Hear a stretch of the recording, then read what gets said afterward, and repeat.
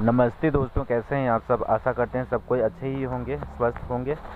तो आज मैं अपने रूम में नहीं सोया हूँ। आज मैं अपने माँ के रूम में सोने के लिए आया हूँ। तो यहाँ पर जो चौकी था इसमें सामान रखा हुआ था, तो बहुत गंदा था। इसको साफ़ करके हम यहाँ बिस्तर अपना लगा लिए हैं और माँ के रूम में ही सोने के लिए आए हैं। अभी माँ सो रही है, लेकिन फिर थोड़ी ही देर के बाद वो अचानक से चिल्लाने लग जाती है कि मेरे शरीर में दर्द हो रहा है, पैर सब खींच रहा है, हाथ सब खींच रहा है। तो हम पैर सब में तेल लगा देते हैं और वैसे ही तेल लगाते हुए चिल्लाते हैं तो मेरे वाइफ और मेरी भाभी आ जाते हैं और वो लोग सब मिलकर के हम लोग तेल वेल लगा देने लगते हैं। दर्द वाला तेल है, पूरा लगा देते हैं सबको एकदम अच्छा से। काफ़ी देर तक मसाज कर देते हैं ताकि उनको आराम मिले, लेकिन फिर भी कह रही है कि नहीं नहीं, मुझे खींच रहा है, खींच रहा है। हम लोग बहुत घबरा रहे हैं, एकदम बहुत डर लग रहा है, क्योंकि अभी रात भी का भी टाइम है, मतलब अभी 9 बज रहे होंगे। तो हम लोग सब मिलके तेल वेल लगा दे रहे हैं और काफ़ी फिर भी बता रही है कि दर्द हो रहा है। तो एक दर्द वाला भी गोली बोले है, तो मेरी वाइफ रखी हुई थी दर्द वाला गोली, तो उसको खिला दिए और पानी पिला दिए। और उसके बाद फिर उसको मालिश वालिश कर करके फिर बोलें कि आप थोड़ा सो जाइए। तो फिर भी बोल रही है दर्द, मतलब कुहर रही है, दर्द से पूरा करा रही है। उसके बाद थोड़ा देर के बाद फिर वो बोली कि हमको थोड़ा सा ठीक लग रहा है। तो हम बोले कि आप आराम करो, आराम से सो जाओ। तो वो फिर आ, हम लोग उसको फिर मालिश वालिश कर करके फिर हम लोग उनको सोने के लिए बोल देते हैं, फिर वो सो जाते हैं। काफ़ी देर तक देखिए दोस्तों हम लोगों ने मालिश किया है, काफ़ी लंबा टाइम लग गया, जबकि हम यहाँ पर थोड़ा फास्ट कर दिए हैं। फिर भी देखिए काफ़ी टाइम तक हम लोगों ने मालिश किया है। और मेरी माँ अब थोड़ा बेटर फील करने लगी हैं, तो हम लोग थोड़ा कम कर दे रहे हैं। अब उनको वो बोल रही कि हाँ थोड़ा सा ठीक लग रहा है। और मेरी बेटी की वजह से, मतलब इनका ज़्यादा हाइपरटेंशन हो गया था। मेरी बेटी ना कुछ भी ड्रामा करती है और माँ के रूम के बाहर एक खंबा है, वहाँ खंबा पकड़ के रोने लगती है। तो मेरी माँ को टेंशन हो जाता है, इस वजह से उनका हालत और ज़्यादा गंभीर हो जाता है। और यही जिम्मेदार है मेरी बेटी का ही कि यही इसी की वजह से ऐसा हुआ है। मेरी बेटी कुछ समझती नहीं, कितना भी समझाओ। हालांकि वो बड़ी है, 8 साल की करीब हो चुकी है, 9वां साल में कदम रख चुकी है, लेकिन नहीं समझती है। उससे छोटे छोटे बच्चे समझ जाते हैं, लेकिन वो नहीं समझती है। तो ऐसा है दोस्तों, इतना मतलब कष्ट झेलना पड़ता है। अब दिन भर पता है मेरी माँ का और भी ज़्यादा कंडीशन ख़राब था। वो मेरी वाइफ पर चिल्ला रही थी, बोल रही थी तुम हमको इंजेक्शन लगवा दी है, दवाई खिला खिला के तुम हम लोग को मार रहा है। मतलब जैसे बुखार दिमाग में चढ़ जाता है, तो इस तरह से उटपटांग सी बातें कर रही थी मेरी माँ। तो हम लोगों को और भी ज़्यादा इस बात को लेकर के और भी ज़्यादा घबराहट होने लगा कि मेरी माँ ऐसा ऐसा क्यों बोलने लगी हैं। और एक दिन तो बोलने लगी कि पापा आए थे यहाँ पर, जैसे हम बैठना चाहें, और थोड़ी देर के बाद वो चले गए हैं, मतलब गायब हो गए हैं। वो पापा थे और काफ़ी हेल्दी थे, उनका शरीर काफ़ी हेल्दी था, और 2 लोग उनके साथ में आए हुए थे। यही सब बात माँ बोलती है ना, तो और भी ज़्यादा हम लोगों को घबराहट होती है, और भी ज़्यादा डर लगने लगता है कि मेरी माँ ऐसा क्यों कर रही है, क्यों ऐसा बोल रही है। दवाई सबको भी खाने नहीं लगती है, कभी कभार तो ऐसा करती है ना। अब सुबह हो गया है, तो सुबह हम देख रहे हैं कि जो हॉस्पिटल लेके गए थे वो सब कपड़ा माँ का रखा हुआ है। तो हम रात को ही साड़ी को और पेटीकोट को गीला कर दिए थे सर्फ में डालकर। और ये जो है मेरी माँ, जो यूरिन हो जाता है तो वही ज़मीन पोंछ लेती थी पैर से, तो वही वाला ये कपड़ा है, पेटीकोट का है। तो इसको भी हम धोने के लिए जा रहे हैं, ताकि माँ कुछ फिर यूज़ कर सकती है। तो माँ ये सुबह का टाइम है, तो हम ये सब कपड़ा सबको इसको धोने के लिए हम जा रहे हैं।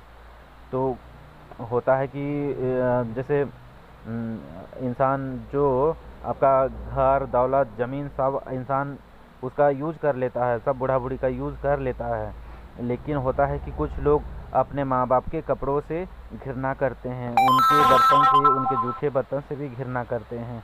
तो हमारे यहाँ तो ऐसा नहीं है दोस्तों, लेकिन काफ़ी हम देखते हैं कि लोग ऐसा करते हैं। तो हम इसीलिए उन लोगों को ये समझाने के लिए ये वीडियो बना रहे हैं, ताकि माँ बाप आपके भगवान हैं, समझे। आपको बचपन से पैदा किया है, आपका पोटी को साफ़ किया है, आपके कपड़े को धोए हैं, गंदे कपड़ों को धोए हैं, थोड़ा सा भी गंदा एक बच्चे पे लग जाता है तो माँ बाप उसको तुरंत साफ़ कर देते हैं। कहीं पर चोट लगता है तो तुरंत दवाई देते हैं। और तो और बच्चे को चोट लगता है और दर्द माँ बाप को होता है, माँ बाप के आँखों से आंसू आते हैं।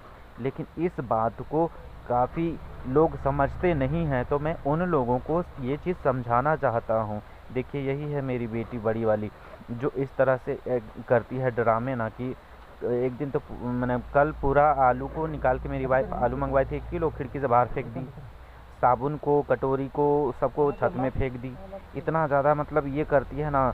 और इसको थोड़ा सा भी, इसको मेरी वाइफ बोली थी कि जाओ ब्रश कर लो और नहा लो, इतना सा बात में इतना ये रायता फैला दी। अब हम क्या करें दोस्तों, ऐसा तो होता नहीं ना है। अब इसको कितना भी समझाओ नहीं समझती है। आज हम बोले हैं उसको कि अगर मेरी माँ को तंग की ना तो तुम्हारी टांगे में तोड़ दूंगा, तो तुम बदमाशी मत करना। तो हम बोले अच्छा हम नहीं करेंगे पापा।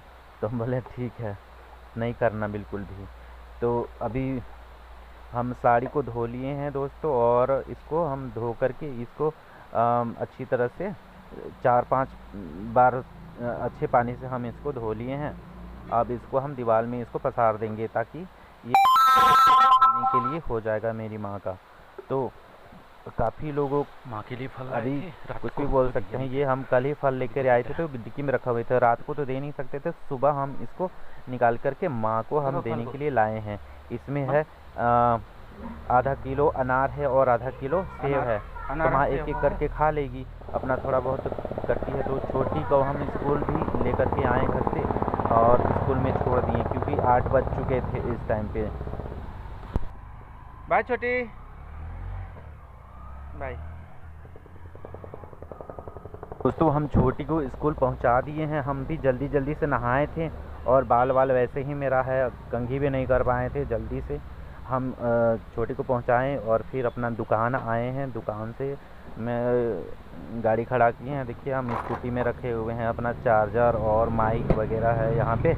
तो दुकान में हम अब खोलेंगे दुकान। स्कूटी को बंद कर दिए हैं, अपना टिफ़िन भी लेते लाए हैं। वाइफ जल्दी से पैक कर दी और हम जल्दी ही खाना खा लिए थे। अब शटर को खोलेंगे और हमको शटर को खोल करके भी यहाँ हमको साफ़ करना पड़ता है। तो पूरा वीडियो हम नहीं बनाते हैं क्योंकि बहुत लंबा हो जाता है। तो इस शटर को हम अभी खोलेंगे और अंदर का जो भी सामान है सबको बाहर निकालना पड़ेगा। जैसे ये बोर्ड है, चप्पल का ये बोर्ड है, ताकि लोगों को ये पता लगे कि यहाँ फुटवेयर्स भी अवेलेबल हैं। तो ये सब निकालते हैं। बाल्टी भी रखते हैं एक हाथ धोने के लिए, वो भी बाहर निकालते हैं। और बाहर में पेट्रोल भी रखते हैं, कभी कभार वो भी बिक जाता है तो थोड़े बहुत पैसे आ जाते हैं। मेरी वाइफ तो अभी दशहरा से लेकर के अभी तक दुकान आई नहीं है, तो इसी दुकान से जो भी खर्च चल रहा है यहीं से चल रहा है दोस्तों। अब हम क्या बताएं, आगे पीछे तो कोई है नहीं, सिर्फ हम ही हैं ना। खर्चा कोई करने वाला है, दुकान से ही घर चलाना है और इसी से आपका हमको दवाई वगैरह सारा चीज़ हमको खुद से ही करना है। क्योंकि लेकिन जो भी ये सब चीज़ मतलब करना पड़ रहा है, इसके लिए हमको ऊपर से बदनामी भी मिल रहा है कि हाँ माँ बाप का पैसा यही खाया है। जबकि मेरे साथ माँ बाप सिर्फ 5-6 महीना ही रहे हैं, लेकिन हम क्या करें।